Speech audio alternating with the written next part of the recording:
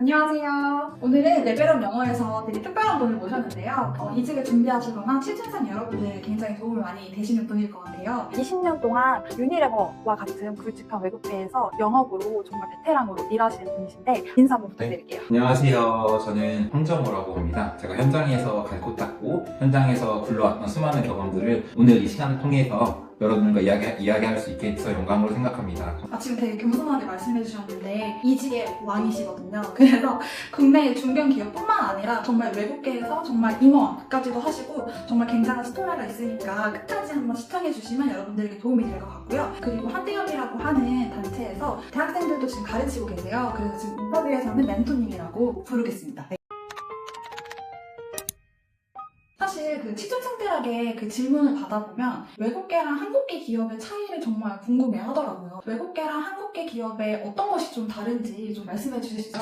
흔히들 외국계 기업이라고 하면 우리가 수평적 문화라는 것을 많이들 강조하고 많은 사람들이 이제 굉장히 선망하는 부분들이 있습니다. 하지만 한국 기업에서도 수평적 문화는 다 똑같이 유지되고 있지만은 다른 부분이 있다고 하면은요, 책임감 아니면 숫자로 표현되는 부분들에 대해서 생각해 볼 수 있는 것 같아요. 또 외국계 기업은 굉장히 대하는 문화라든가 호칭이라거나 아니면 뭐 식사라든가 그런 문화들은 굉장히 수평적이고 자유의지적인 부분들이 많이 있는데요. 외국계 기업 같은 경우는 더 자연스러운 분위기 속에서도 굉장히 계산적인 부분들이 많이 들어가 있는 것 같아요. 그래서 그 평가하는 부분에 있어서도 굉장히 다방면으로도 평가도 많이 하고요. 수평적인 문화이기는 하지만 그만큼 또 책임감이 또 필요하다는 거 그거를 좀 강조해서 말씀해 주신 것 같아요. 그러면 외국계에 들어가기 위해서는 좀 채용 절차도 다를 것 같은데 혹시 겪어보신 채용 절차가 이랬다 이런 또 케이스들을 말씀해 주실 수 있을까요? 한 사람 썼던 사람들이 추천 제도를 많이 해줘가지고 넘어가는 경우가 허다합니다. 그리고 외국 기업의 팁을 하나 드리자면요. 아주 꿀팁인데 외국계 기업에서 잡 디스크리션 나오는 걸 보면은요. 예전 회사와 여기에서 원하는 새롭게 들어가려는 회사에서 별반 다르지가 않아요. 그래서 업무의 스코프이 굉장히 넓은 것 같지만은요. 좁습니다. 그래서 그 외국계 기업에 있는 사람들은요. 외국계 기업 있는 대로만 이직하는 경향이 있어요. 그렇다면 황정호 멘토님께서 생각하시는 일 잘하는 사람의 기준 그리고 역량이라는 게 따로 있을까요? 저는 일단 책임감과 끈기가 중요한 것 같아요. 요즘 많은 취준생들이나 아니면은 직장에서 일하는 일잘러들의 그 특징을 보면은요, 안타깝게도 한 가지 직무의 업무를 오랫동안 하지 못한다는 거예요. 저는 어떤 기업에 들어가든지 간에 중요한 것은요, 본인의 직무의 역량을 하기 위해서는 최소 3년은 버텨라. 그 3년의 시간이 여러분들의 그 전문성을 좌지우지하는 것 같아요. 아무리 AI가 발달을 하더라도 그 AI가 대처하지 못하는 부분들은 분명히 있고 그 사람의 역량과 그 사람의 인사이트에 따라서 회사의 정책과 제도가 바뀌게 되어 있거든요. 저는 그래서 책임감을 가지고 자신의 업무 맡은 분야에서 3년 이상 꾸준하게 그 업무를 해서 전문가는 아니더라도 그 업무에서 인정받을 수 있는 사람으로 우뚝 섰으면 좋겠어요. 그 다음에 또 하나는 본인이 먼저 할 수 있는 솔선수범하는 모습을 보여줬으면 좋겠어요.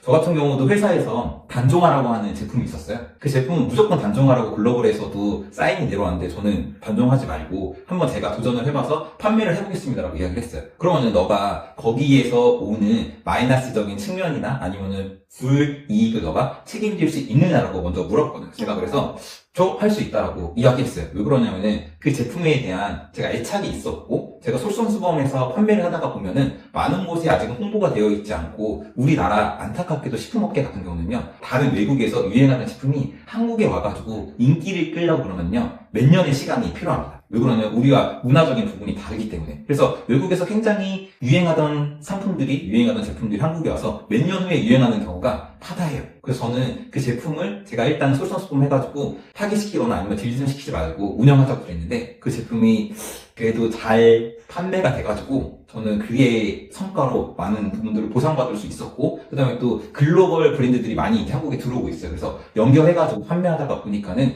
우리 제품을 또 찾는 거예요. 제가 판매하려고 하지 않아도. 그래가지고 그 제품이 많은 인기를 끌었던 제품을 경험한 그런 사례가 있습니다. 지금 또 듣기로는 또 많은 연봉을 받고 또 이렇게 이직도 많이 하셨다고 들어서 연봉을 올리기 위해서 나름의 그런 비결이 있어요. 저는 연봉 2천만 원대부터 시작해가지고 억대 연봉 받기까지 저의 그 비결을 좀 말씀해 드리자면요. 일단은 첫 번째로는 조직 부서 내에서 누구나가 인정하는 사람이 되라. 관리자에게 나의 그 라인 매니저에만 인정받는 것은 큰 의미가 없어요. 모든 사람들, 전 부서에 있는 사람들이 인정받고 이 사람과 함께 일하면은 너무나도 즐겁고, 그다음에 이 사람이 없으면은 안 돼요라고 하는 이미지를 심어주는 게 중요한 것 같아요. 저는 직장 다닐 때 누구까지 인사를 했냐면요. 저는 그 일하시는, 청소하시는 분들 있잖아요. 그분들하고 가장 인사를 아침에 가가지고 많이 했던 것 같아요. 많은 사람들과 친하게 지냈던 부분들이, 저 그냥 평판이라고 그러죠. 평판이 좋으니까는 연봉 인상하는데 굉장히 플러스 요인이 됐던 것 같아요. 만약에 신입사원이 정말 아무런 그런 뭐 인턴이나 다른 경험이 없는데 면접을 봐야 한다. 그러면 어떻게 면접관들에게 자기는 여기 와서 일을 잘할 수 있는 사람이다라고 좀 어필을 할 수 있는 방법이 있을지 좀 궁금합니다. 외국계 기업에서 나오는 질문 중에 하나가 뭐냐면요. 본인은 어떻게 스트레스를 해소합니까? 맞아요. 그리고 또 하나는 자신의 그 업무에서 자신이 스트레스를 받을 때 어떤 사명감을 가지고 어떤 미션을 가지고 그 업무에 임합니까라고 그런 부분이 나오거든요. 저 같은 경우에는 아무런 경험이 없다고 해도 스트레스 푸는 거 본인이 운동하는 걸 수도 있고요. 아니면 뭐 종교적인 활동을 하는 걸 수도 있고요. 아니면 본인이 아르바이트 했던 것도 나올 수가 있거든요. 그래서 그런 사소한 것을 어떻게 그런 글로벌 미션과 연관시켜서 자신의 히스토리를 만들어서 대답할 수 있을지에 대해서 풀어보는 부분들이 분명히 필요해요. 외국계 기업 같은 경우는 아시겠지만 그 컬처 핏이 굉장히 중요합니다. 그래서 유니레버 같은 경우도 제가 알기로는 처음으로 AI 그런 면접을 테스트를 먼저 했던 기업으로 저는 알고 있어요. 그래서 유니레버에 나와 있는 모든 사람들의 사진을 찍고요. 그 사진을 통해서 통계를 내가지고 유니레버의 그 핏과 맞는지에 대해서 확인을 하더라고요. 그 사람. 면접 중에서. 그래서 저는 본인이 외국계 기업에 관심이 있다 그러면요. 일단 그 외국계 회사 사이트에 들어가서 그 회사의 미션과 비전이 무엇인지, 한국 기업도 미션과 비전이 중요하지만요. 외국계 기업은 그 핏을 제일 많이 보는 것 같아요. 그 외국계 기업의 미션과 비전이 무엇인지 조사를 해보고 나의 실생활에 어떤 것들을 통해서 이것을 아르바이트 했던 경험이나 아니면 실질적인 경험들 이런 것들을 풀어내는지에 따라서 합격의 여부가 갈리는 것 같아요. 마지막으로 요즘 취업 시장에 대해서 정말 할 말이 많은데 A가 이 시대잖아요. 그래서 신입들이 들어갈 수 있는 원래 좀 엔트리 레벨의 업무가 아예 없어진 것 같다는 생각도 들어요. 실질적인 지표도 그렇고. 그래서 예전 멘토님 시절과 비교해 봤을 때 정말 요즘에 취업을 하는 게 어렵다고 느껴지시는지 궁금합니다.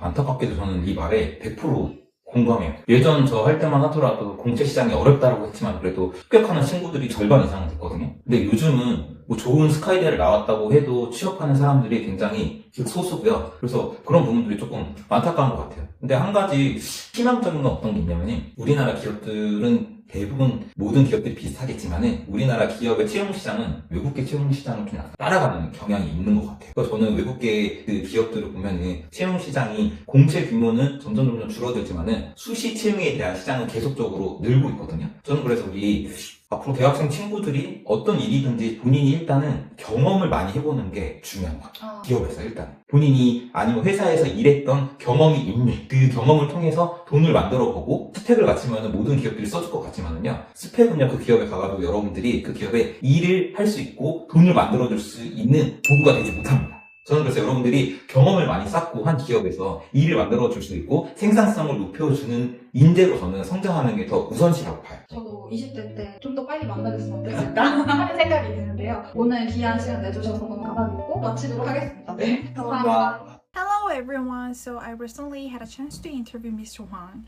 So he was formerly employed by a global company, Unilever, and he's earning over 100 million won a year in Korea. So that was really impressive. But I wanted to share some of the thoughts that I thought really interesting. Even having a Sky University degree, which used to open almost any door in Korea, that alone isn't enough anymore. The job market has completely changed. So you might think, okay, so let's get some more credentials, certificates, AI tools. But what he said mattered the most was taking initiative, being responsibility, and digging into company's mission and values before you apply for it, and being a genuine culture fit to the company. And once you are in, your reputation is everything. So here's what I took away from this. The more AI advances, the more human qualities matter. Things like integrity, initiative, and truly understanding the people and purpose around you. That's what sets you apart now. In a world where anyone can learn AI tools, who you are is your biggest differentiator. Thank you for watching this video, and I hope to see you next time.